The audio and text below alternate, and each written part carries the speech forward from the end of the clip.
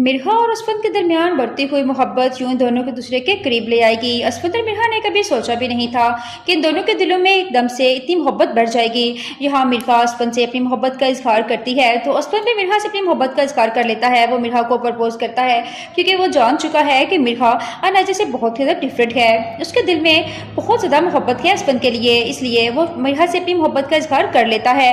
लेकिन नाज़रीन, यहाँ पर आप देखेंगे कि अनाजा के सामने भी अब शारिक का सच आने वाला है। अनाइजा जान जाएगी कि शारिक कितना लालची इंसान है।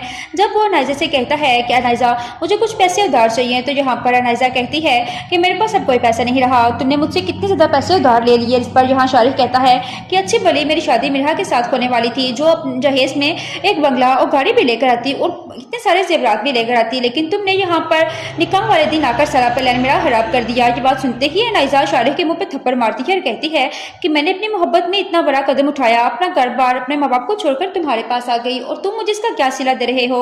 ये बात सुनकर शारिक अनाइजा से माफी मांगता है, कहता है अनाइजा मुझसे बहुत बड़ी गलती हो गई। लेकिन क्योंकि वो नहीं चाहता कि अनाइजा अब घर वापस जाए, क्योंकि अभी तक जो जेवरात और पैसे अनाइजा के पास मौजूद हैं, शारिक हर सूरत वो निकलवाना चाहता है। लेकिन अनाइजा के सामने शारिक का सच आ जाएगा तो वो अब असफंद के पास मूव ऑन करने की कोशिश करेगी। वो दोबारा असफंद की जिंदगी में वापस आने की ट्राई करेगी।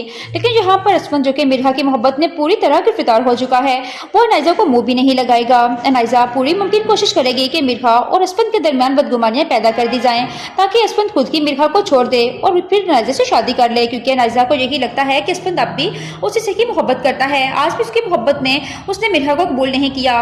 इसलिए वलीमे वाले दिन भी अनाइजा मिर्हा को और असफंद को जहां पर आकर बहुत ज़्यादा बातें सुनाती है कि तुम लोगों से सब्र नहीं हुआ, और असफंद से कहती है कि मैंने अगर शारिक से निकाह कर लिया था तो तुमने एक ऐसी लड़की से शादी कर ली जिसे तुम पसंद भी नहीं करते थे।